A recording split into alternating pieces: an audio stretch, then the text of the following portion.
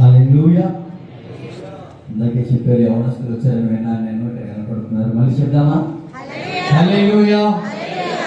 చాలా సంతోషం. మరి ఈరోజు దేవాది దేవుడు మీ మంచికి రావడానికి కృప చూపించున్నారు.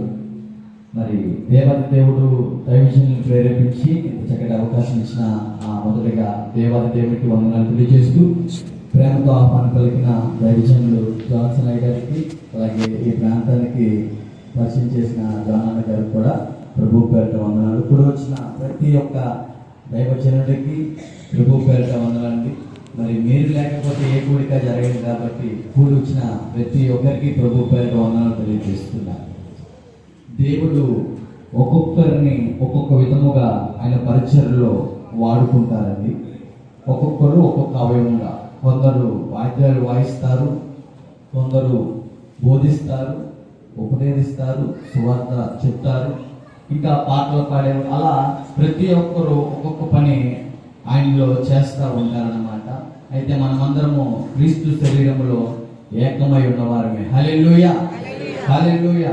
మరి దేవుడు నాకు చెప్పిన పరిచర్య ఏంటంటే, మరి ముందుగా చెప్తున్నాను, అయ్యగారిని అయితే ఇంకా అవ్వలేదు, దయచేసి మీరు తప్పుగా భావించొద్దు. ఎందుకంటే అయ్యగారు అని పిలిపించుకునే అర్హత ఇంకా దేవుడు నాకు అలౌ చేయలేదని నేను నమ్ముతున్నాను. వచ్చిన తర్వాత బిగ్గరగా పిలిపించుకుంటాను. ప్రస్తుతానికి ఒక సహోదరుడుగా, ఆదివారం పూట మీ మధ్యలో కూర్చునే వ్యక్తిగా, మరి మిగతా రోజుల్లో దేవుడు ఎక్కడైతే పరిచయం ఇచ్చారో అక్కడికి వెళ్ళి సాక్ష్యం చెప్పే వ్యక్తిగా ప్రస్తుతానికైతే వాడబడుతున్నాను. ఏంటి రాగానే బెదరొచ్చి మోకాలు వేశారన్నట్టుగా నా మొహాన్ని చూడొద్దు. యవ్వన ప్రాయంలో ఈ యవ్వన బలాన్ని పాపానికి ఏ విధంగా ఒకరు ఖర్చు పెట్టానో, మరి ఇప్పుడున్న బలము దేవుడి కొరకు ఖర్చు పెట్టాలనక ఆశ ఆలోచించుకోలే తప్ప నా భక్తి మీ ముందు ఎక్స్పోజ్ చేయడానికి అయితే కానే కాదు.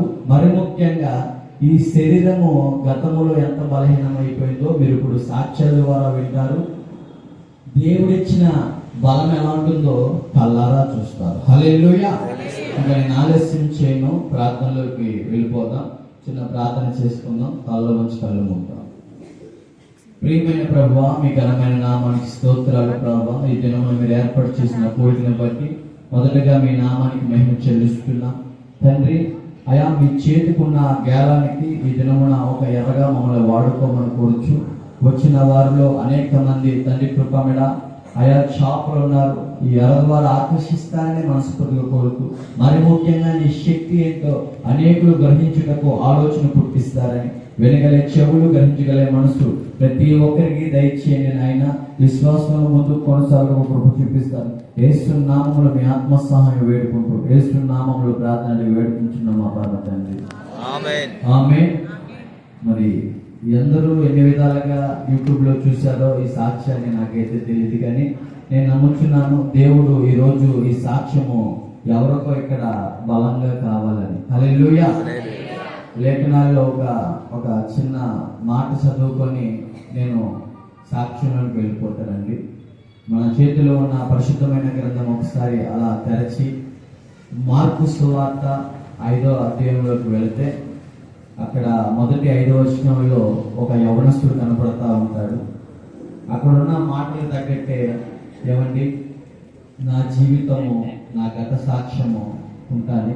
ఎవరైనా స్వరము పెద్దగా ఉన్నవారు 1 నుంచి 5 వచనాలు చదవండి. మార్కు సువార్త 5వ అధ్యాయం చదువుకుంటూ వెళ్ళిపోండి.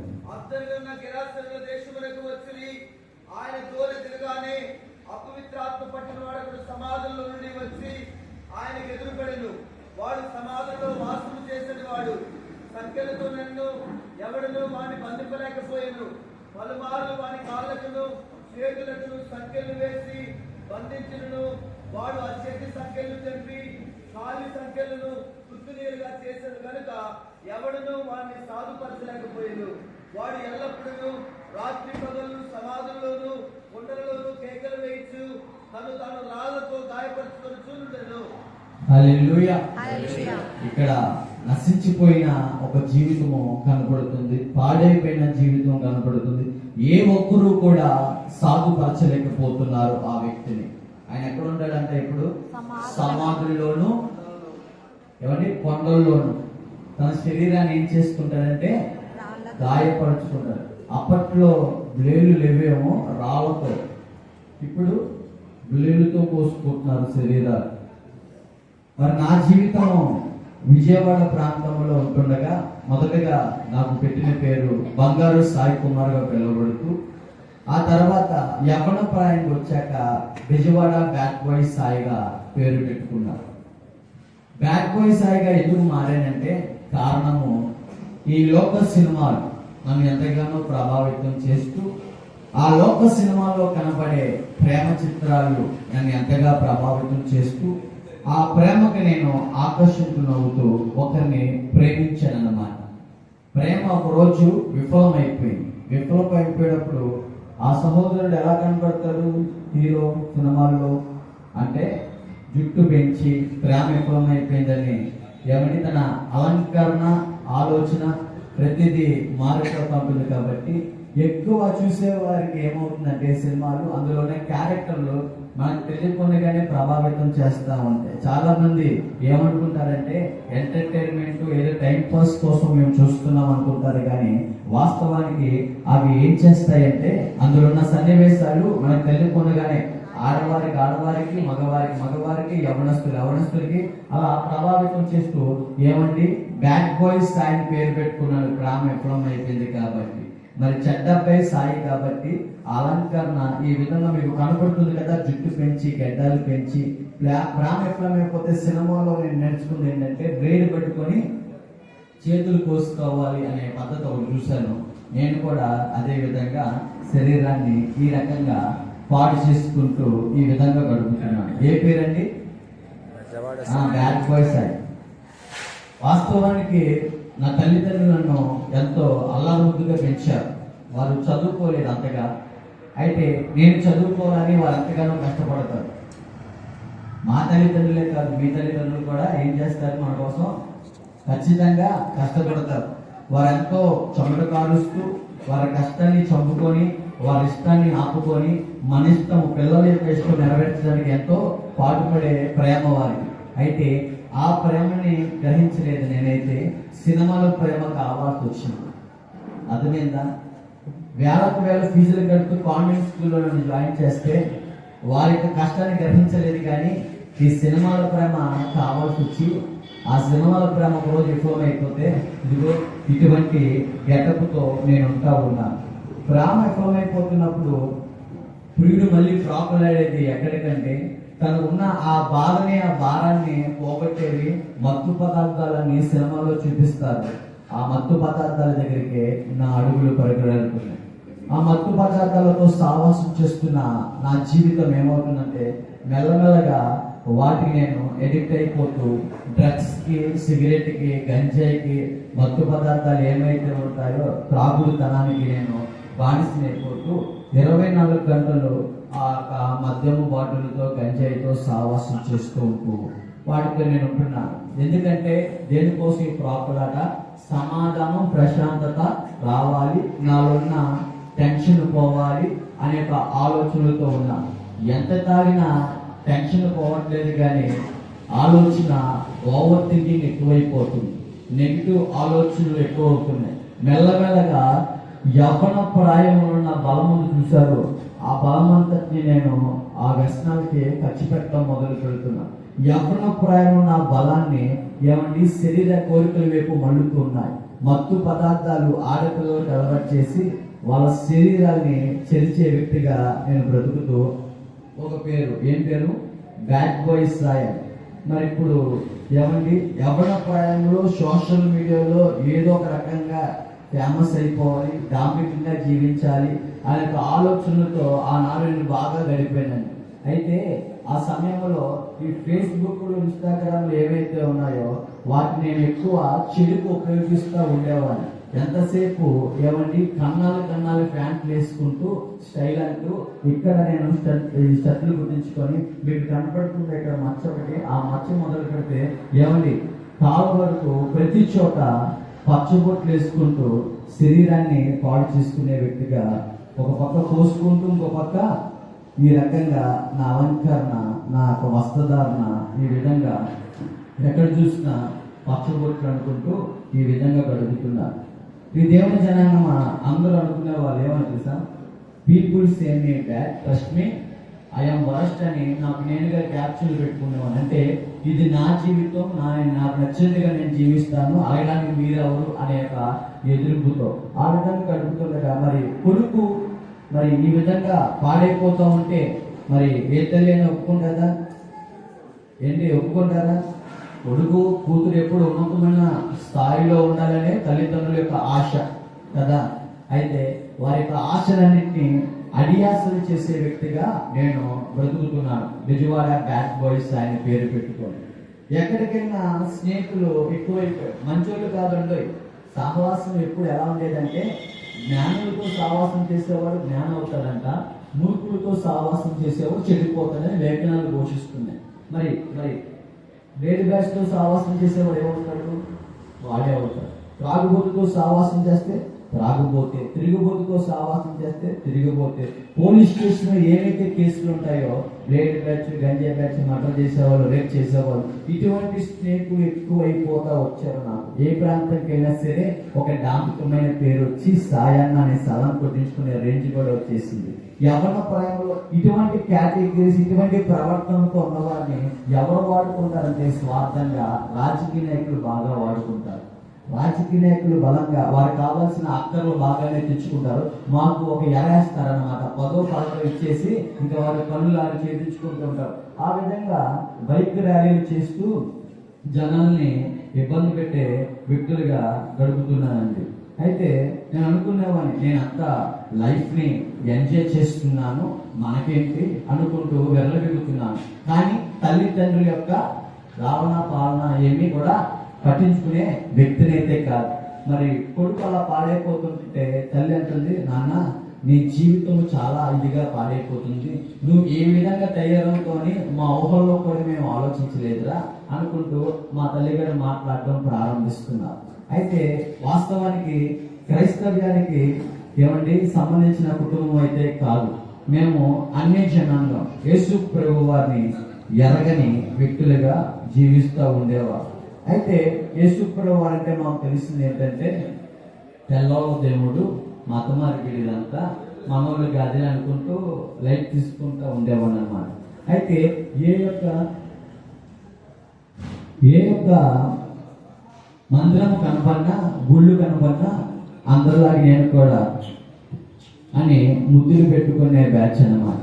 ఆ విధంగా ఉంటున్న సమయంలో ఏమనిపిస్తున్న శరీరము ఏమవుతుందంటే ఒప్పుకోవట్లేదు. కారణం ఏంటంటే, ఈ అవయవాలు బాగుండాలంటే మంచి మంచి పదార్థాలు భుజించాలి, కిడ్నీని బాగా ఫంక్షన్ చేయాలంటే వాటర్ తాగాలి. అయితే ఏమని వాటర్ తాగకుండా నేనేం చేస్తున్నాను, మద్యపానము, వాటరు ఇవి తీసుకుంటుండగా ఒక 25 సంవత్సరాలు వచ్చేపటికి నా శరీరము 2 ఊపిరితిత్తులు బాగా పాడైపోయి కిడ్నీ ఇన్ఫెక్షన్ పడిపోయి ఏమండి ఒక మలబద్ధకం ఎక్కువైపోయి తినే తిండి అరగక నోట్లోంచి బ్లడ్, మోషన్ నుంచి బ్లడ్ పడతా ఉండేదన్నమాట. తాగి ఊపిరితిత్తులు నల్లగా మారిపోతూ వచ్చాయి. మరి ఈ విధంగా ఉంటుంది. నేను హాస్పిటల్ వైపు ప్రాకులాడుతూ డాక్టర్ల చుట్టూరు తిరుగుతూ వారిచ్చే టాబ్లెట్లు మింగుతున్నాను అన్నమాట. బలం ఉన్నంత వరకు నాకేం కాదని విర్రవిగాను. బలహీన అయిపోయిన తర్వాత ఎప్పుడో చచ్చేదేలే, లైఫ్ ఎంజాయ్ చేయాలంటున్నాను. అసలు ఆ జీవితం మీద ఒక లక్ష్యం, ఒక గురి ఉండేది కాదు. ఎంజాయ్ చేయాలి అనుకుంటున్నానే తప్ప నా జీవితాన్ని నాశనం చేసుకుంటున్నానే అనే గ్రహింపు లేనివాడిగా జీవిస్తున్నా. మరి హాస్పిటల్ చుట్టూరు తిరుగుతుంటే తల్లిదండ్రులు ఏమంటే కృంగిపోతారు కదా. చేతికి అందొచ్చిన కొడుకు ఏంటయ్యా ఎలా అయిపోయాడు అనుకుంటూ వారు వీడు ఎలాగైనా మారిపోవాలన్న కాచుతో దీక్షమాలలు వేపించారు, భవానీ మాలలు వేపించారు, మండల మాలలు వేపించారు, మార్పు చెందాలని. కానీ ఆ 40 రోజులు దీక్ష ఉండే నేను ఎప్పుడైతే దీక్ష సమయం అయిపోయి మాల తీసివేస్తానో మళ్ళీ బార్ షాప్ అనే దర్శనానికి వెళ్ళిపోతా ఉండేవాడు అన్నమాట. ఇటువంటి ప్రవర్తనలో జీవిస్తున్న నాకు మరి డబ్బు కావాలి కాబట్టి దూర ప్రాంతాల నుంచి గంజాయి తరలించి విజయవాడ ప్రాంతాల్లో విక్రయిస్తా ఉండేవాడు, అంటే అమ్ముతా ఉండేవాడు. అమ్మాక నాకు ఒక పేరు మళ్ళీ తగిలించారు. ఏంటంటే బ్యాడ్ బాయ్ సాయి అంటే గంజాయి, గంజాయి అంటే బ్యాడ్ బాయ్ సాయన్న అనే పేరు. మరి 24/7 మత్తు పదార్థాలతో సహవాసం చేస్తున్నాం కాబట్టి తిండి లేదు, ఎంతసేపు మత్తు పదార్థాలు. ఇందాక మనం లేఖనాల్లో గమనించుకున్నట్టు సమాధుల మధ్యలో మా స్థావరాలు ఉండేవి, సమాధుల మధ్యలో మేము పడుకుంటా ఉండేవాళ్ళం. సమాధుల్లోనే మా యొక్క ఏమండి ఎన్నో అరాచకమైన కార్యాలు, కొండల్లో ఎవరి రాని ప్రాంతాల్లో గడిపేవారు. మరి గంజాయి ఇటువంటి పనులు చేసేటప్పుడు ప్రభుత్వం చాలా ఒప్పుకుంటుందా? ఒప్పుకోదు. కాబట్టి పోలీసు వారు కూడా అనేక మార్లు కొట్టడంలో ఉన్నాయి కదా రాజకీయ నాయకులు, వారి పేర్లు చెప్పేసి బయటకు వచ్చేయడం. మేము అనుకునేవాడిని నా వెనకమాల అండదండలోనే బలము బలగం ఉంది, మనం ఏదైనా చేస్తే చెల్లిద్ది అనుకుంటూ వెర్రెలుగుతున్నాం. పోలీసు వారు కళ్ళల్లో మిరపకాయ రసం పిండుతూ ఉండేవారు ట్రీట్మెంట్ మాకు. అయినా కూడా మేము ఏమండి మార్పు చెందక ఇంకా మూర్ఖత్వం ఎక్కువైపోతా ఉండేవారిగా మేము జీవిస్తున్నాం. ఒకరోజు ఏమైందంటే విజయవాడ ప్రాంతం విడిచిపెట్టి నేను పుట్టిన ఊరు విశాఖపట్నం దగ్గర కసింకోట అనే ఒక ఊరు వెళ్ళాను. ఆ ఊరు దగ్గర నా స్నేహితుడు అతడు సూర్యనారాయణ అనే పిలువబడే స్నేహితుడు క్రైస్తవుడిగా మారి మార్పు చెంది నమ్మి బాప్తిసం పొందుకొని చక్కగా తన జీవితము బాగుంది. ఆ మార్పు చెందిన వ్యక్తి వచ్చి యేసు ప్రభు వారి గురించి నాకు చెప్తున్నాడు. ఏమండి మనం ఇక్కడికి వచ్చామంటే మన జీవితాల్లో దేవుడు ఎవరినో ఒకరిని ప్రేరేపించి యేసు అనే నామాన్ని మోసుకుంటూ మన దగ్గరికి ఎవరినో ఒకరిని దేవుడు పంపిస్తా ఉంటాడు. హల్లెలూయా. ఆ రోజు ఆ క్రైస్తవుడు వచ్చాడు. క్రైస్తవుడు మారక మునుపు నా స్నేహితుడు తాగాడు నాతో, తిరిగాడు నాతో, ఎన్నో చెడ్డ పనులన్నీ చేసాం. అయితే ఆ వ్యక్తి జీవితం మారింది, మార్పు చెందింది, మాట శైలి మారింది, చూపు మారింది, తన వైఖరి మారింది. అంతా మారి ఆ ప్రాంత ప్రజలందరూ సాక్ష్యం చెప్తున్నారు, వాడి జీవితం మారిందయ్యా, వాడి బ్రతుకు మారిందయ్యా, నువ్వెందుకు అలా పాడు చేసుకుంటావు, వాడితో పాటు తాగి తన్ననాడిన జీవితమే కదా నీది కూడా, వాడితో పాటు దేవుని మందిరానికి వెళ్తే ఏమవుతావు, నువ్వు కూడా బాగుపడతావు అని సలహా ఇస్తున్నారు. మరి వాస్తవానికి ఇందాక నేను చెప్పినట్టు క్రైస్తవ్యానికి సంబంధించిన జీవితం కాదుగా. నా భక్తి, నా పద్ధతి, నా విధానం చాలా వేరేనది. మీరు మొన్నటి వరకు యూట్యూబ్లో చూశారు కదా, కారులో ఒక అఘోరిని, ఆమెను ఉద్దేశించి నేను మాట్లాడలేదు కానీ ఆమె యొక్క అలంకారం గమనించే ఉంటారు. నడినెత్తి నుంచి అరికాల వరకు ఏ విధంగా ఆమె పూసుకుంటుందో ఆ విధంగా నేను కూడా పూసుకుంటూ ఈ రకంగా ఏమంటే ఫోటోలు దిగుతూ ఉండేవారు. నా పొట్ట భాగం మీద ఒక అఘోర తపస్సు చేసే పచ్చబొట్టు కూడా ఉంటూ ఈ విధమైన ఫేస్బుక్లో, ఇన్స్టాగ్రామ్లో ఇలా అప్లోడ్ చేస్తూ ఉండేవాడిని.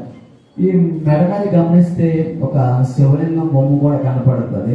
అయితే ఇప్పుడు దేవుని జనాంగం నోరు తెరిస్తే శివనామ స్మరణ తప్ప ఇంకో మాట నాకైతే రాదు. మీరు తుమ్మేటప్పుడు హచ్ అమ్మ అంటారేమో కానీ ఆనాడు నేను అనే మాట హచ్ శివ అని పలుకుతూ ఉండేవాడు. అయితే క్రైస్తవుడు వచ్చి మాట్లాడుతున్నాడు నాతో, ఏమన్నా తెలుసా సాయి, నీ జీవితం, నీ శరీరం ఎంతగానో పాడైపోయిందిరా, నా జీవితం కూడా ఒకప్పుడు అలాగే పాడైపోయింది. ఈ పాడైపోయిన జీవితాన్ని ఏ ఒక్కరూ సాధుపరచలేరు, సాధుపరిచేది ఎవరైనా ఉన్నారంటే అది కేవలం యేసుక్రీస్తు మాత్రమే అని ఆ స్నేహితుడు సాక్ష్యం పడుతున్నాడు. చెప్పట్లు కూడా ఒకసారి. మరి మాటలు నాకు నచ్చాయా? నమ్మకం యాక్సెప్ట్ చేస్తానా? లేదు. ఎందుకంటే అందరూ అనే మాట రెండుగా, మీ దేవుడు నీ గొప్ప, మా దేవుడు మా గొప్పరా పోరాడే అనుకుంటూ హల్లెలూయా బ్యాచ్గా జల్లోల దేవుడు అని ఎక్కిరించుకునే మాటలు ఉంటాయి కదా. నేను కూడా అటువంటి ప్రవర్తనతో మాట్లాడుతూ డిసెంబర్ 25 మీ దేవుడు పుడితే 24 నేను పుట్టాను అంటే నేను పుట్టే కదా మీ దేవుడు పుట్టాడు, ఫస్ట్ నేను సెకండ్ ఆయన అనుకుంటూ ఇటువంటి ఎక్కిరింపుతనంతో ఉంటూ ఏమంటే క్రైస్తవ్యానికి ఒక చిన్న చూపు చూసే వారిలో నేను కూడా ఒకటిగా ఉండేవారు. అయితే నా స్నేహితుడు అంటున్నాడు, అరే యవ్వన ప్రాయంలో మన బలం అంతా ఎంతగానో పోగొట్టుకున్నామయ్యా, నిజమైన ఆనందము గంజాయిలోనో, సిగరెట్లోనో, మత్తు పదార్థాల్లోనో, ప్రేమల్లోనో, మనుషుల దగ్గర, లేకపోతే డబ్బు దగ్గర, పేరు పెక్కట్లు, డాంబికమైన జీవితం దగ్గర కాదు, కానీ నిజమైన ఆనందం దేవుడు మనుషులు పెట్టాడు. ఆయన సన్నిధిలోనే సంపూర్ణమైన సంతోషం దాగున్న సాయి రుచి చూచి ఎరిగి ఉన్నాను, దయచేసి దేవుని మందిరానికి రాయ్యా అనుకుంటూ ఆ సహోదరుడు ఆయన నా స్నేహితుడు పిలుస్తుంటే మా బంధుప్రియులు కూడా వెళ్ళొచ్చు కదా అని పిలుస్తున్నారు. నేను కాబట్టి ఎక్కడికైతే వెళ్తే ఆరోగ్యం వచ్చింది కదా అనే ఆలోచనతో ఏమండి దేవుని మందిరానికి వెళ్ళాను. దేవుని మందిరానికి చూశారు కదా, అటువంటి జుట్టేసుకొని వెచ్చలుడిగా దేవుని సన్నిధికి కన్నాల ప్యాంట్ వేసుకుంటూ పోగులు పెట్టుకుంటూ ఇక్కడ వస్తా ఉండేవాడు అనమాట. అప్పుడు దేవుడు అంటున్నారు, అయ్యా మీరు ఎవరు? దేవుని చేతిలో బాణాలు, బలవంతులు మీరు. మీ శరీరాన్ని ఎలా పాటు చేసుకుంటున్నారు? అసలు దేవుని యొక్క ప్రణాళిక మీ జీవితంలో ఎంత గొప్పగా ఉంటుందో తెలుసా? యవ్వన ప్రాయంలో ఎంత బలం ఉంటుంది, పెద్దయినప్పుడు వృద్ధాప్యంలో బలం ఉండదు, బాల్యంలో బలం ఉండదు, కానీ యవ్వన ప్రాయంలో చాలా బలం ఉంటుంది. ఆ బలాన్ని మీరు దేవుని కొరకు కాక ఇగో వ్యసనాల కొరకు ఇచ్చేస్తూ మీ శరీరాన్ని ఎంతగానో అపవిత్రం చేసుకుంటున్నారు. పాడైపోతున్న మీ స్నేహితుల యొక్క జీవితం మార్చిన దేవుడు పాడైపోతున్న మీ జీవితాలు కూడా బాగు చేయడానికి సిద్ధంగా ఉన్నాడు. మీ హృదయంలో దేవునికి స్థానం ఇవ్వండి, హృదయపూర్వకంగా దేవుని నమ్మండి. దయచేసి హృదయపూర్వకంగా దేవుని తట్టు తిరగండి. మీ జీవితాలు పాడు చేసుకోవద్దయ్యా అనుకుంటూ మాట్లాడుతున్నారు దైవజనులు. ప్రార్థన చేసుకోండి, మీకోసం మేము ప్రార్థన చేస్తున్నాం అంటున్నారు. ఎంతగానో ప్రయాసపడే దైవజనులు, ఎంతగానో కన్నీరు కార్చే దైవజనులు, ఏమండి ఎంతగానో వారి కుటుంబాన్ని పక్కన పెట్టి సంఘం అనే కుటుంబం కోసమే ప్రాకులాడే దైవజనుల యొక్క విలువ ఎరగని వ్యక్తిగా జీవిస్తున్న నేను విజయవాడ ప్రాంతంలో నివసించేటప్పుడు ఒక దైవజనుడు అర్ధరాత్రి పూట ఇంటికి వెళ్తా ఉండేవాడు, పరిచయం ముగించుకొని మా ఇంటి దగ్గర. అతన్ని అయ్యగారిని ఇదే నోటితో పచ్చిబుద్ధులు తిరుగుతా ఉండేవారు. అయినా కూడా ఒక పల్లెట్టు మాట అనకుండా ఏంటండి ఆయన క్రీస్తు ప్రేమ చూపిస్తూ వెళ్ళిపోతా ఉండేవారు. మీరు నిజం చెప్పండి, వాళ్ళు ఏమైనా గంజే తాగమని చెప్పారు, నాకు మందు తాగమన్నారా, అమ్మాయిలతో అసభ్యంగా ప్రవర్తించాయన్నారా, ఏమన్నారండి? మార్పు చెందయ్యా, పాడైపోతున్నాం. ఈ లోకంలో వైద్యులు శరీరానికి ఉండొచ్చు, పరమ వైద్యుడు ఒకడు ఉన్నాడు యేసు ప్రభు వారు, ఆయన దగ్గరికి వస్తే సమస్తాన్ని బాగు చేస్తాడు అని సువార్త ప్రకటిస్తున్నారు. ఆ సువార్త ప్రకటించే వారు నేనేం చేస్తున్నాను? తిడుతున్నాను, బాధ పెడుతున్నాను. ఎవడో అన్నాడు మత మార్పిడి అని, ఆ మాట నేను కూడా స్లోగన్ పెట్టుకొని వీళ్ళంతా ఇంతేరా అని ఒక నెగిటివ్ స్టేట్మెంట్ తో ఉన్నాను. కానీ దైవజనులు ఏం చేస్తున్నారట? అయ్యా మీ ప్రాంతం కోసం, ఈ ప్రాంతం నశించిపోతున్న ఆత్మల కోసం ఎంతగానో పాటుపడుతున్నామయ్యా, దయచేసి మా మాట ఆలోచించండి బాబు అనుకుంటూ దేవుడు దైవజనుల ద్వారా అనేక మాటలు మాట్లాడుతున్నా గ్రహించలేని బ్రతుకన్నమాట. ఎందుకంటే ఒక ఆదివారం పాటు దేవుని సన్నిధికి వెళ్ళాను. నేను దేవుని సన్నిధికి వస్తున్ననే పేరుకే తప్ప నా సహవాసము లోక స్నేహితులతో ఉండేది. అంటే పాపములో దొల్రే వాళ్ళతో ఉండేది, అపహాసుల మధ్యలో కూర్చుంటా ఉండేవాడు, దుష్టులతో సావాసం చేస్తా ఉండేవాడు. ఎవరితో సావాసం చేయట్లేదు నేను? మార్పు చెందిన నా స్నేహితులు క్రైస్తవులతో చేయట్లేదు, వాడితో భక్తిలో ఉండట్లేదు, వాడి ప్రార్థనలో మండుతుంటే వాడితో నేను ఉండట్లేదు. ఎంతసేపు సండే భక్తి చూపిస్తున్నాను కానీ మండే భక్తిలో నేను లేనండి. ఆ రకంగా నా జీవితము దేవుని సన్నిధికి వస్తున్నానే పేరుకే తప్ప దేవుడు ఎవరి మాట్లాడుతున్న మాటల ప్రకారంగా, దేవుడి మాట ప్రకారంగా నేను దేవుడు మాటకు లోబడట్లేదు. అర్థమవుతుందా? అంటే ఒక మనిషి ఏ విధంగా జీవించాలో దేవుడు అక్కడ దైవజనుల ద్వారా మాట్లాడుతున్నారు. ఒక యవనస్తుడు ఎలా జీవించాలో, ఒక బాలుడు ఎలా జీవించాలో, పెళ్లి కాని వారు ఎలా జీవించాలో, పెళ్లి అయిపోయిన వారు ఎలా జీవించాలో, వృద్ధాప్యంలో ఏ విధంగా ఉండాలో, ప్రతి ఒక్కరు ఏ విధంగా ఉండాలో, ఉండకూడదు, ఉంటే దేవుడి ఆశీర్వాదం ఏ విధంగా ఉంది, ఉండకపోతే శాపాన్ని ఏ విధంగా మోసుకుంటామో పరిశుద్ధమైన గ్రంథంలో దేవుడు మనిషికి పెట్టిన మాన్యువల్ ప్రకారంగా దేవుడు అక్కడ సూటిగా దైవజనుల ద్వారా మాట్లాడుతున్నారు. కానీ ఈ చెవుతో విని ఈ చెవుతో విడిచిపెట్టేసేవాడిగా నా బ్రతుకు ఉంటుంది. అలాగే దేవుడు మాట వినపడుతుంటే నేను చేసే పని ఏంటో తెలుసా? ఎక్కువ ఫోను టైప్ చేసుకుంటా ఉండేవాడిని. ఎక్కడ? దేవుని సన్నిధిలో ఫోన్ నొక్కునేది ఎక్కువ అన్నమాట.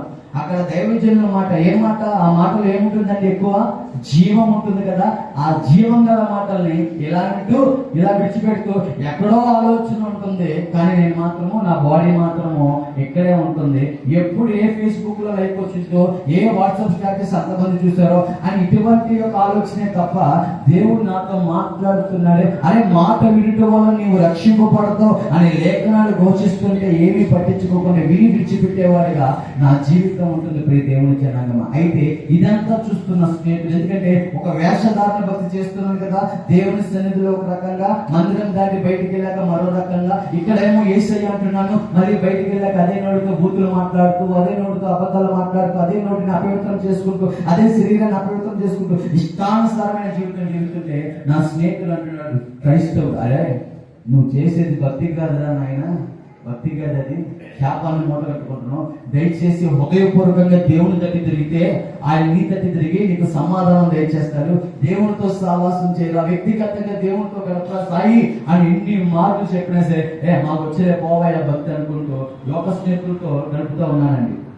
ఆ రోజు దేవుడు మాకు వినపడుతుంటే అలా లేచి బయటికి పోయాను. నేను దేవుని మందిరం విడిచిపెట్టి మత్తు బాబులతో తిరగడానికి కారులో బాగా తిరిగే వ్యక్తిని కాబట్టి, లగ్జరీ లైఫ్ కి బాగా అలవాటు పడిపోయిన జీవితం కాబట్టి కారులో వెళ్తుంటే కారు ఒకసారి డ్యామేజ్ అయిపోయి ఏజెన్సీ ప్రాంతాలు మీకు తెలుసు కదా, కొండలు పొలాలు ఉంటే ఆ పొలాల్లో పడ్డాం. అందులో ఉన్న మాకు మాత్రం ఏ ఒక్కరికి ఎటువంటి హాని జరగలేదు, చాలా క్షేమంగానే ఉన్నాం, ఏం కాలేదు.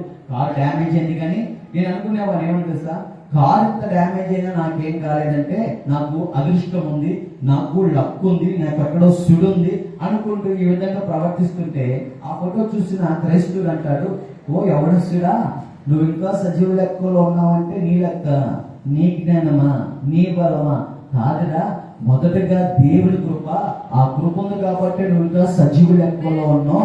నీ కొరకు స్థానిక దైవజనులు చేస్తున్న ప్రార్థన కలిసి ఉంది కాబట్టి నువ్వు ఇంకా సజీవ లెక్కలో. నీ కొరకు నీ కుటుంబంలో ఇదిగో మార్పు చెందిన మీ అమ్మమ్మ గారు క్రైస్తవురాలు కాబట్టి ఆమె ప్రార్థన చేస్తుంది కాబట్టి నువ్వు ఇంకా సజీవ లెక్కలో ఉన్నావు. దేవుడు అవకాశం ఇస్తున్నాడు. దీపం ఉన్నప్పుడే ఇంటిని చక్కబెట్టుకో. ఎందుకంటే మన స్నేహితులు ఈ రోజు లేరయ్యా.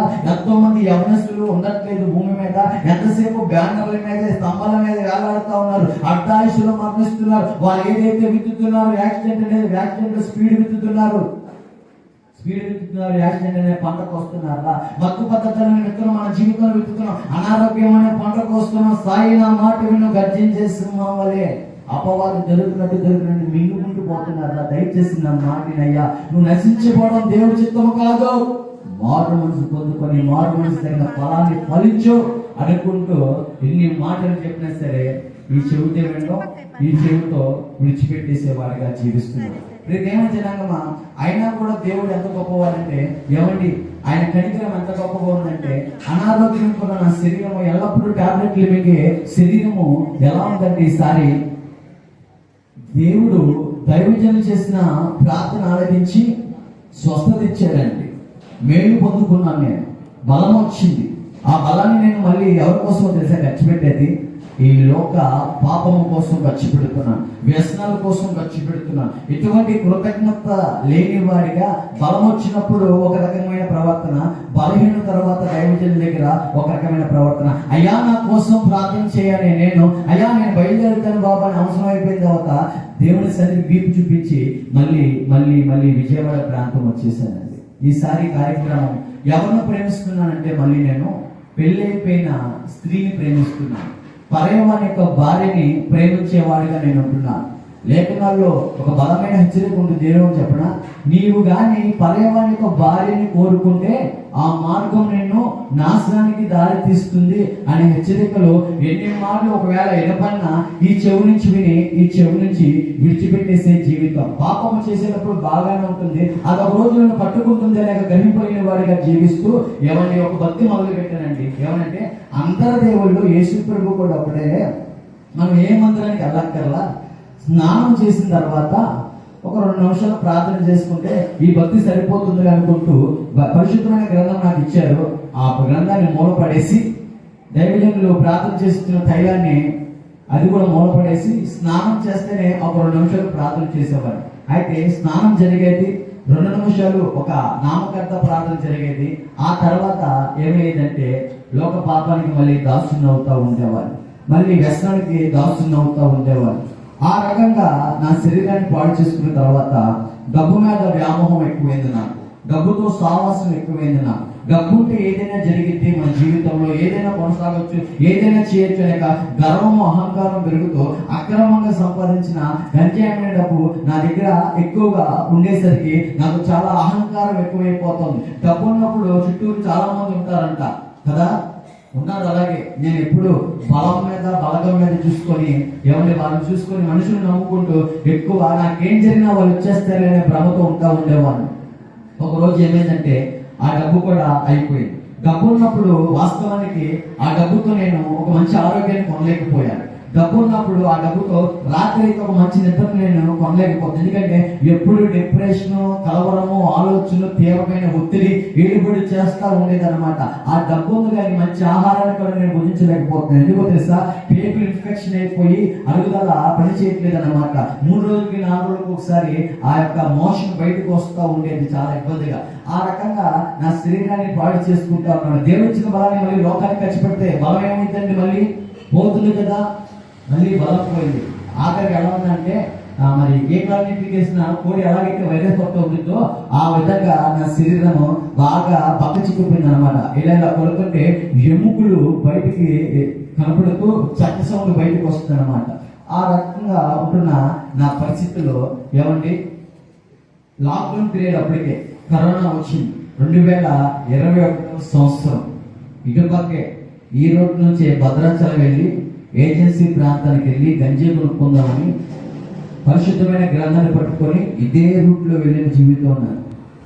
ఈ రూట్ నాకేమీ కొత్త ఏం కాదు, పాతే. అయితే దేవుడు నన్ను పెట్టుకొని ఏమంటున్నాను తెలుసా? ప్రభువా, గంజి కొనుక్కోవడానికి వెళ్తున్నాను, ఏ పోలీసు వారికి నేను చెప్పకుండా నాకు సహాయం చేయ ప్రభువా అని ఈ విధమైన విజ్ఞాపన చేస్తున్నాను. మళ్ళీ నాకు డబ్బులు వస్తే ఎంతో కొంత నీకు ఏం చేస్తాను, కానికిచ్చేసి నా భక్తిని నేను నిరూపించుకుంటాను ప్రభువా అని అంటున్నాను. నేను అనుకునేవాళ్ళు ఎప్పుడు ఏంటంటే ఏదో కానికిస్తే అది భక్తి అనుకుంటాను, కానీ అసలు వాస్తవానికి ఒక మనిషి దగ్గర కోరుకుంటున్న కానుక దేవుడు మరి ముఖ్యంగా మొదటగా హృదయ అర్పణ అనే కానుక మాత్రము నేను దేవునికి ఇవ్వట్లేదు. ప్రియ దేవుడి జనాంగమా, హృదయ అర్పణ ఇవ్వట్లేదు, హృదయంలో దేవునికి స్థానం ఇవ్వట్లేదు. నన్ను నాశనం చేసి ఎన్నో వాటికి ఇస్తున్నాను తప్ప నన్ను బాగు చేసే దేవుని వాక్కుకు సోటు ఇవ్వట్లేదు అనమాట. చేతిలో వాక్యం ఉంది, బైబిల్ ఉన్నది, కానీ ధ్యానించే సమయం ఇవ్వట్లేదు, దేవునికి చదవట్లేదు. నేను జీవం గల మాటలు ఎంతగానో వెలిగిస్తే కదా ఆ మాటల జోలికి నేను పోవట్లేదండి. ఏదో దిరిగెత్తి పెట్టుకోవడమో అలా చేస్తున్నాను తప్ప చదవట్లేదు. నా హృదయాన్ని శుద్ధి చేసుకోవట్లేదు. నా పాదము దీపముగా వాక్యాన్ని నేను ఉపయోగించట్లేదు అన్నమాట. స్నానం చేయడం, తర్వాత ఏంటండి ఏం చెప్పాను, ప్రార్థన చేయడం, ఈ విధంగా కొనసాగుతుంది. ఆ 2021 సంవత్సరంలో సెకండ్ లాక్డౌన్ పడినప్పుడు నేను ఏజెన్సీ కొండ మీద ఇరికిపోయిన తర్వాత ఏదో విధంగా నేను ఒక ప్రాంతానికి 262 కేజీలు ఒక పక్క మీద గంజిని తరలించి ఎక్కువ అమౌంట్ వచ్చింది అనుకుంటూ ఎదురు చూస్తుంటే ఆ పనిలో ఏం జరిగిందంటే మార్గంలో మోసం ఎదురయ్యి సికింద్రాబాద్ దగ్గర గాంధీ బస్ స్టాండ్ ఎక్కడ ఉంటుంది హైదరాబాద్, ఆ గాంధీ బస్ స్టాండ్ లో ఛార్జింగ్ డబ్బులు లేక ఒక అడుక్కునే వారి పక్కన పడుకునే స్థితికి నా బ్రతుకు మారిపోయింది. డబ్బు రాలా, ఏమీ రాలా. మరి ఇటువంటి పరిస్థితుల్లో నేను వెళ్ళి కంప్లైంట్ పెడితే పోలీసులు ఒప్పుకుంటారు, నన్ను ఏం చేస్తారు, ముందు నన్ను మూసేస్తారు, ముందు నన్ను ఎత్తుకెళ్తారు. ఎందుకంటే ప్రభుత్వానికి వ్యతిరేకంగా చేస్తున్న పని ఇది. మీరు నమ్మరు, ఒక అడుక్కునే వారి పక్కన పడుకొని ఒక అడుక్కునేవాడిగా ఛార్జీలు డబ్బులు లేక ఒక అడుక్కునే వ్యక్తిగా మారిపోయాను. విజయవాడలో స్టేటస్ అనేది ఎక్కడికైనా సలాము, కానీ ఆఖరికి అడుక్కునే పరిస్థితికి వెళ్ళిపోయి స్నేహితుల మీద ఆధారపడుతున్న నేను మొత్తానికి విజయవాడ ప్రాంతం వచ్చేసి స్నేహితులు నాకు బలం ఉంది కదా వారి దగ్గరికి ప్రాకులాడితే వారు అంటున్నారు బలం ఉన్నప్పుడు నాలో ఒక రకంగా ప్రవర్తించారు, డబ్బు ఉన్నప్పుడు నాలో ఒక రకంగా ప్రవర్తించారు. కానీ అన్ని కోల్పోయిన తర్వాత ఒక్కొక్కటి రియాలిటీ కనపడుతుంది. తమ్ముడు ఫేస్బుక్ లో, ఇన్స్టాగ్రామ్ లో ఫ్రెండ్షిప్ డే రోజు రీల్స్ బాగుంటాయి, కానీ రియాలిటీ వచ్చేసరికి అయ్యి నిజంగా 30 సెకండ్లు వాట్సాప్ స్టేటస్ లో నీ మీద నా మీద ప్రేమ బాగా చూపిస్తారు, కానీ రియాలిటీలోకి వస్తే అది వేరన్నమాట. ఎందుకంటే అనుభవంతో చెప్తున్నాను, ఈ అనుభవం కొనవాళ్ళకి తెలిసింది. స్నేహము చెడ్డదని చెప్పట్లేదు, కానీ ఆ స్నేహం ముసుగులో మనల్ని ఎంతో మంది యూజ్ చేసుకునేవారు ఎక్కువ అని చెప్తున్నాను అంతే. అయితే స్నేహితులందరూ దూరం అయిపోయారు, ఒకరిద్దరు కాదు, మళ్ళీ వేల మంది స్నేహితులు ఎక్కడికైనా. అయితే స్నేహితులందరూ దూరం అయిపోయారు. ప్రేమించిన వారు ఉన్నారు కాబట్టి వారి దగ్గరికి వెళ్తే ఏమన్నారు తెలుసా? ఆ ఏజెన్సీ ప్రాంతంలో ఉన్నప్పుడు ఫోన్ మాట్లాడుతుంటే ఏమన్నారు తెలుసా తమ్ముడు? అమ్మాయి, నువ్వు లేకపోతే నేను ఏమైపోతా చెప్పు, కాబట్టి నీకు వచ్చిగా అమ్మా ఏమంటారమ్మా, నీకు వేస్తారు కదా డైలాగ్ అప్పుడప్పుడు. ఏమని, నువ్వు లేకపోతే చచ్చిపోతా, అందరూ అలాగే 3 రోజుల తర్వాత నువ్వెవరో బాబు అంటుంది. నేను ఎందుకు ఇలా మాట్లాడుతున్నానంటే, ప్రేమ క్షణాల్లో ఎక్స్చేంజ్ అయిపోద్దండి. నీకంటే బెటర్మెంట్ ఏమి దొరికిందనుకో ఊరికే షిఫ్ట్ అయిపోతారు అక్కడికి. మనమేమో గుడ్డిగా ప్రేమించేస్తా తల్లే పెళ్ళి అయిపోయిందిగా అయినా మనం ఇంకో జీవితం వచ్చేద్దాం అనేక తీవ్రమైన ఏమండి ప్రేమలో ఇటువంటి రీతి. కానీ నేను నాశనకరమైన మార్గానికి వెళ్తాననే గ్రహింపు ఆనాడు నాకు లేదు. ఎందుకంటే లేఖనాలు ఏమంటున్నారు, దేవుడు పరేవారిక భార్యని ఆశిస్తే ఆ మార్గం నిన్ను నాశనానికే దారి తీస్తుంది. ఆ రోజు నా పరిస్థితి చెప్తున్నాను. నెమ్మది సమాధానం లేక అందరూ వీపు చూపిస్తుంటే హృదయం అంతా భారం ఎక్కువైపోయి కలవరం ఎక్కువైపోయి మళ్ళీ మత్తు పదార్థాల దగ్గరికి వెళ్ళి ఏమండి శరీరం సహకరించకపోయిన వాడితో సావాసం చేస్తున్న నేను హృదయము ఏమండి హార్ట్ బీట్ చాలా ఫాస్ట్ కొట్టుకోవడం మొదలవుతుంది అనమాట. కలవరం ఏమొస్తుంది తెలుసా ఆలోచన? ప్రేమ విఫలమైపోయిన తర్వాత ఏం చేయి? చచ్చిపో. ప్రేమ విఫలమైపోయిన తర్వాత ఏం చేయి? చంపేసే అమ్మాయినే అనే ఆలోచనలు వస్తున్నాయి అన్నమాట. ఈ యొక్క సొసైటీలో బాగా జరుగుతున్నాయిగా, ప్రేమ విఫలమైపోతే వేసుకుని చచ్చిపోవడం, లేకపోతే ఆ అమ్మాయినే రోడ్డు మీద ఏం చేయాలి? చంపేయడం. ఇటువంటి బాగా చూసిన వ్యక్తులు కాబట్టి నాలో కూడా అటువంటి ఆలోచనలు రేగుతున్నాయండి. ఒక పక్క చావు లేకపోతే చంపు అని ప్రేరేపణలో అటువంటి స్థితిలో ఉంటుండగా 2 రోజులు నిద్ర పట్టక డ్రగ్స్ తీసుకుంటూ ఇలా చూస్తున్నాను ఇంట్లో వాళ్ళందరినీ. వాస్తవం చెప్పన, వేల మంది స్నేహితులు లేరు, చేతులు వచ్చిన తమ్ముళ్ళు కూడా ఎవరు కనపడాల. రాజకీయ నాయకులు కూడా వీపు చూపించారు, బలమైనంత వరకు బాగా వాడుకున్నారు. వారి కాలం శైలి వీధి చంపేయాలి అన్నప్పుడు బాగానే వాడుకున్నారు. కానీ బలహీన అయిపోయిన తర్వాత నేను వారికి అక్కర్లా, స్నేహితులు కూడా లేరు, అందరూ వీపు చూపించారు. ఆఖరికి ఎవరు వచ్చారు చెప్పనా? ఇంట్లో ఉన్న అమ్మా నాన్న వచ్చారు. ఎవరు వస్తారు? అమ్మా నాన్న. మనం ఎంత బాధ పెట్టినా ఎంత ఇబ్బంది పెట్టినా అదేంటో వాళ్ళు ఫోన్ చేస్తే ఎమ్మటిని మనం అవాయిడ్ చేసి ఎర్రబట్టను నొక్కేస్తాం. వాళ్ళు వాళ్ళ కోసం ఫోన్ చేయరు, మన కోసమే ఫోన్ చేస్తారు. అవునా? ఎలా ఉన్నావు, ఎక్కడున్నావు, తిన్నావా లేదా, ఎప్పుడు వస్తున్నావు అని మన ఆ లాభ పాలన చూసుకుని ఆ ప్రేమను మరిచి ఈ లోక ప్రేమ కోసం పాకులాడుతూ వీళ్ళు ఎప్పుడెప్పుడు ఫోన్ చేస్తారని ఎదురు చూసే బతుకున్నారు. కన్నా తల్లిదండ్రుల ప్రేమ మాత్రం అర్థం కాలేదు. వాస్తవం చెప్పనండి, ఇదిగో దేవుడి తర్వాత నిన్ను నన్ను ప్రేమించేది మన కన్న తల్లిదండ్రులే. నిజం. వారి కష్టం ఎవరి కోసం? మన కోసం. వారి చెమట కాల్చేది ఎవరి కోసం? మన కోసం. అటువంటి వారికి ఏం చేస్తున్నాను? నేను దూషిస్తున్నాను, పచ్చి బూతులు మాట్లాడుతున్నాను. ఎవరికనమన్నారని నేను అనుకుంటూ మా అమ్మతో మాట్లాడుతున్నాను బూతులు. మా తండ్రి గారు ఇదే చేతితో ఒకటి ఒక మూర్ఖమైన స్వభావం. ఇటువంటి స్వభావం ఉన్నవాడు బతికేంటో చెప్పనా? బైబిల్ చెప్తుంది, తల్లిదండ్రులను దూషించిన వాడు మరణానికి పాత్రుడంట. వాస్తవానికి మరణ ఛాయలో ఉంటున్నాను. అదేవిధంగా దేవుడు ఇంకో వాగ్దానం కూడా ఇచ్చాడండి, తల్లిదండ్రులు సన్మానించే వారికి దీర్ఘాయుష్మాను. సగం కాదు, దీర్ఘాయుష్మం ఉండిద్దంట. కానీ నేనేంటంటే ఆ మరణ ఛాయలో ఉండే వ్యక్తిగానే ఉంటున్నాను. ఆ సమయంలో ఏమైంది తెలుసా? మా అమ్మగారు చూపిస్తున్న ప్రేమ నాకు ఇప్పటికీ గుర్తుంది. నా మెడలో మంగళసూత్రం తప్ప ఇంకేం మిగలేదురా నీకు ఇవ్వాలంటే. ఇంట్లో డబ్బు లేదు, ఏమీ లేదు. నువ్వు మమ్మల్ని కష్టపడి మమ్మల్ని పెంచాలి, కానీ ఇంకా మా కష్టం అయితే నువ్వు బతుకుతున్నావురా అయ్యో అనుకుంటూ తన కొడుకు పాడైపోతున్నాడు, ఇబ్బంది పడిపోతున్నాడు కాబట్టి మెడలో ఉన్న మంగళసూత్రం తీసి ఇచ్చేయడానికి సిద్ధపడి దమ్మేసుకుని హాస్పిటల్కి వెళ్ళాయా అంటుంది మా అమ్మ. వాస్తవానికి ఏమండి, హిందూ ధర్మంలో భర్త చనిపోతేనే మంగళసూత్రం బయటికి తీయాలి. కానీ నా తండ్రి బతుకుండగానే కొడుకు కోసం ఎవరిని తల్లి చూపిస్తున్న ప్రేమ అర్థమవుతుందా? మా అమ్మాయి కాదు, ఎవరమ్మైనా సరే ఇలాగే ఉంటారండి. వారి ప్రేమ అయితే మనం గ్రహించాం. ఆ సమయంలో నాకు అనిపిస్తుంది అనమాట, ఏంటంటే ఇంక నా బతుకు అయిపోయినట్టుందరే, ఇంకా నేను ఎందుకు లేకుంటూ ఆలోచన ఉన్నప్పుడు, నా జీవితము అటువంటి నాశనకరమైన పరిస్థితులు ఉన్నప్పుడు యేసు అనే నామాన్ని మోసుకుంటూ ఒక క్రైస్తవురాలు వచ్చింది. చెప్పట్లు కొడదాం ఒకసారి దేవునికి. ఆ పాడైపోతున్న వ్యక్తి దగ్గరికి పదే పదే ఎవరు వస్తున్నారో చెప్పనా? బాగు చేసే దేవుడు వస్తున్నాడు. ఎందుకంటే పాడైపోయిన జీవితాన్ని యేసు ప్రభువారు తప్ప ఇంకే ఒక్కరు బాగు చేయలేరంటే. ఎందుకంటే మనుషుల్ని ఆయన పోలిక చేసింది ఆయన, ఆయన స్వరూపములు చేసింది ఆయన కాబట్టి కదండి. ఆ సమయంలో ఆ క్రైస్తవురాలు అంటుంది, ఇప్పటికీ సమయము మించిపోలా కానీ దీపం ఇంకా వెలుగుతుంది, ఇంకా నువ్వు ఆరిపోలా. దయచేసి బాబు హృదయపూర్వకంగా దేవుని తోటి తిరుగు, ఒక సమర్పణ కలిగి జీవించు. దయచేసి ప్రార్థన చేసుకో. నీ పరిస్థితిని, నీ భారాన్ని యేసు ప్రభువు తప్ప ఇంకెవరో సాల్వ్ చేయలేదు అనగానే ఆ రోజండి గోడ మీద తిరిగి ప్రార్థన చేసుకోవడం మొదలవుతుంది.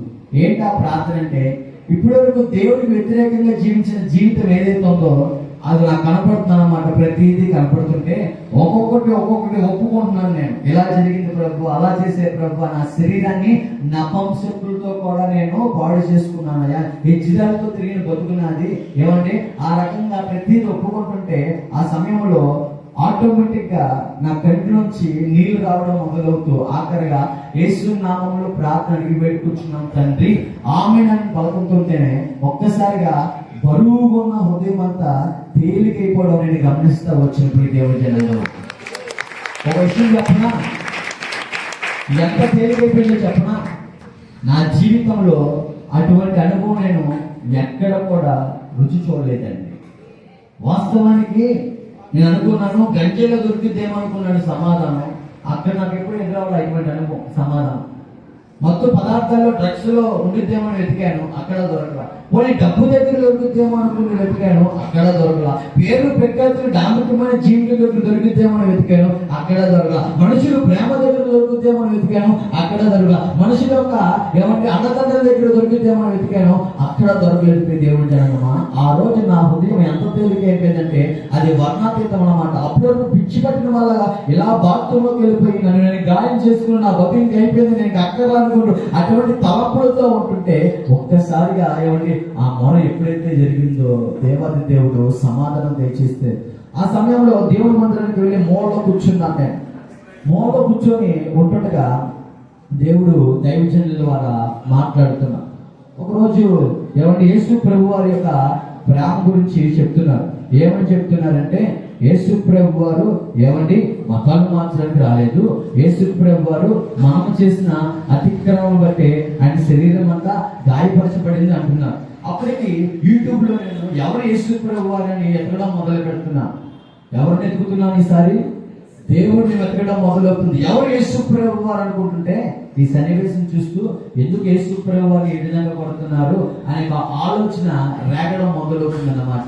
అయితే దైవజనులు దేవుడు దైవజనుల ద్వారా యేసు ప్రభు వారి ప్రేమతో ఆకర్షించడం మొదలు పెడతా ఉన్నారు. ఎలాగంటే, అయ్యా యేసు ప్రభు వారు ఏ పాపం చేయలేదయ్యా, మనము చేసిన అతిక్రమం బట్టి ఆయన శరీరం అంతా నలపట్టబడింది, ఆయన శరీరం అంతా గాయపరచబడింది అంటున్నారు. అయ్యా యేసు ప్రభు వారు ఏ పాపం చేయగా మనకు రావాల్సిన సమాధానం శిక్ష యావత్తు ఆయన భుజాల మీద భారం వేసుకున్నారయ్యా అంటున్నారు. యేసు ప్రభు వారు పాపలు రక్షించడానికి వచ్చారు తప్ప మతాలు మార్చడానికి రాలేదైనా, పాడైపోయిన మనుషుల్ని బాగు చేయడానికి వచ్చాడు ఆయన అంటున్నారు. ఇగో శూన్యం నుంచి సమస్తము చేసిన దేవాది దేవుడు నీ జీవితాన్ని కూడా బాగు చేయడానికి ఆయన ఈ లోకానికి వచ్చినాడు. ఆయన సజీవుడై ఉన్నాడు, ఉన్నవాడై ఉన్నాడు, అనువాడై ఉన్నాడు. ఇగో నువ్వు మొరపెట్టినప్పుడు ఏ ఒక్కరు కూడా నీకు కానరాలేదు, కానీ ఇదిగో యేసు ప్రభు వారు ఆయన నీ దగ్గరికి వచ్చారు. నువ్వు గోడ తట్టు తిరిగి మొరపెట్టావు, ఆయన ఆలకించాడు. నువ్వు కన్నీరు కాచి ఆయన చూచున్నాడు. ఆయన నిన్ను బాగు చేస్తుందని నిన్ను వాగ్దానం చేస్తున్నాడు. ఇదిగో విశ్వాసంతో హృదయపూర్వకంగా ఆయన తట్టు తిరుగు.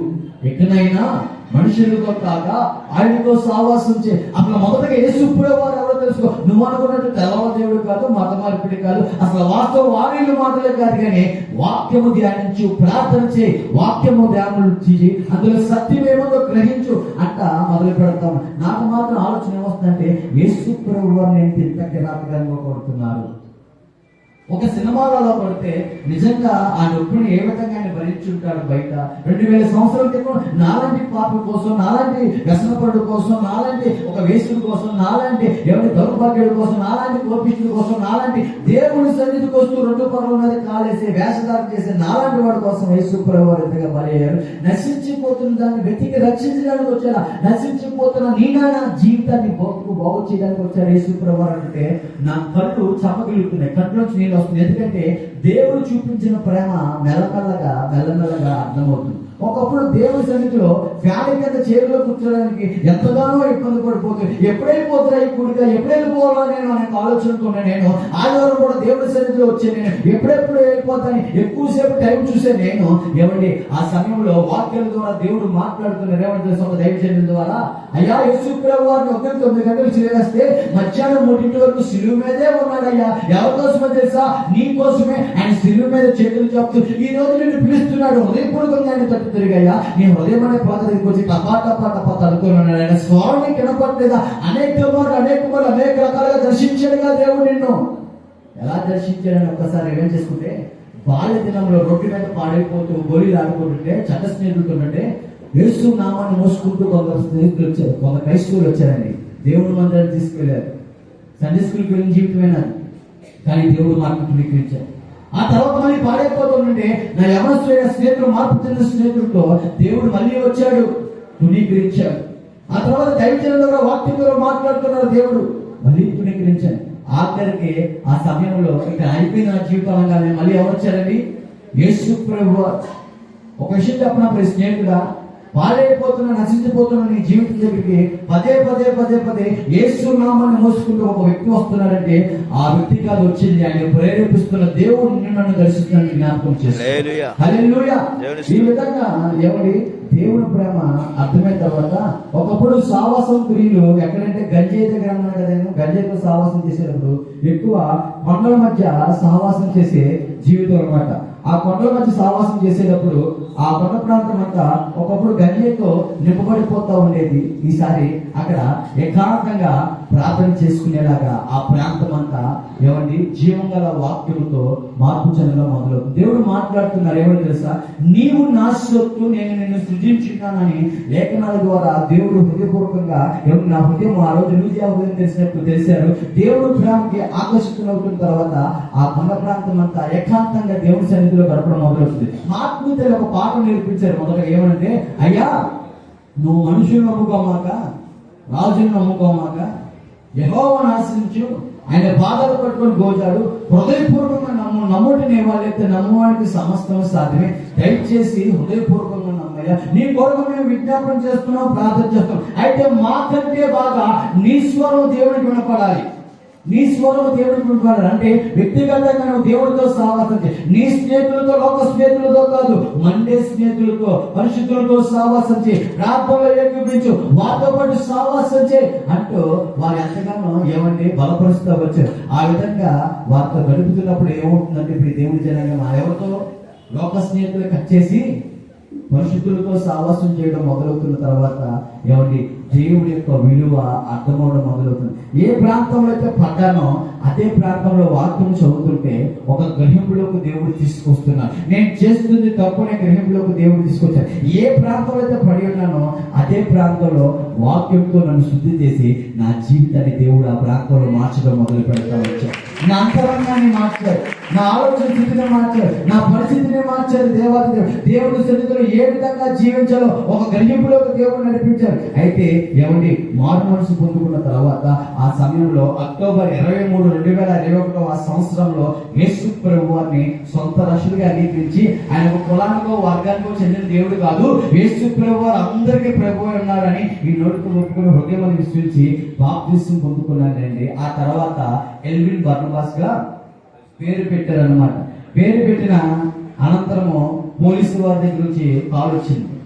వచ్చి వాళ్ళు అంటున్నారు, మళ్ళీ నన్ను బుక్ చేస్తున్నారు ఏంటి అనుకుంటా ఉన్నాను. కానీ వారి పిలుపు మారిందండి. ఎలా అంటే ఈ విలువలేని జీవితానికి దేవుడు ఏ విధంగా విలువించాడంటే, పోలీసు వారు అప్పటి వరకు మాట్లాడే తీరు వేరు మాతో. కానీ ఆ రోజు హలో ఎల్విన్ బర్నబాస్ గారు ఎక్కడున్నారు, అర్జెంటుగా స్టేషన్ అంటే నేను ఆశ్చర్యపోతూ కన్నీళ్ళు నింపుతున్నాను. ఎందుకంటే వాళ్ళు పిలిచిన విధానం వేరు కాబట్టి పరిగెట్టుకుంటూ వెళ్తే వాళ్ళు అడుగుతున్నారు, నీ జీవితం మార్పు చెందిందంట కదా, ఎవరు నిన్ను ప్రభావితం చేసిందంటే అప్పుడు నేను అన్నా, నిజమే, ఏ ఒక్కరు సాధుపరచలేరు, నన్ను సాధుపరచలేకపోయారు. మా శరీరాన్ని మేము గాయం చేసుకున్న వ్యక్తులను కొండల్లోనూ సమాధుల్లోనూ ఎవరిని సంచారం చేసే జీవితాలు మావి. మా శరీరాలు రాళ్లతో ప్లేలతో కూసుకునే రకాలు, కాళ్ళకి చేతులు కుక్కలు కొట్టడం మమ్మల్ని కొట్టారు. కానీ మా జీవితాలు ఎవరా మాల కాళ్ళకి చేతులకి సంఖ్యలేసి దుత్తులుగా తెప్పించుకునే రకాలు మేము. మా జీవితాన్ని ఎవరో సాధుపరచలేకపోయారు. అయితే మా జీవితాన్ని సాధుపరిచింది ఏమండి పరిశుద్ధుడైన దేవుడు. ఆయన జీవంగల వాక్యం మంగళచాలు ఉంటుందిగా నన్ను వెలిగించింది. నా బ్రతుకు ఈ విధంగా మార్పు చెందడానికి కారణం యేసు ప్రభువు అంటే అప్పుడు పోలీసు వారు మాటని this is called God grace అని వారి సాక్షి ఇవ్వడం మొదలు పెట్టుకోవచ్చు. ఇది కేవలం దేవుడి కృప అయినది బాబు అనుకుంటూ వారు అంటూ ఇలా పేపర్లు వేస్తారు. ఏమో తెలుసా, మతోన్మాది తర్వాత ఏంటి మనిషిగా మారి. తర్వాత ఒక సంవత్సరం తర్వాత దేవుడు ఏమిటి సాక్షిగా ప్రతి ప్రాంతాల్లో వాడుతుండగా మరొక పేపర్లో యేసుక్రీస్తు సన్నిధిలో మత మార్పిళ్ళు కాదు, పాడైపోయిన చీకటి జీవితాల్లో వెలుగు నింపడమే.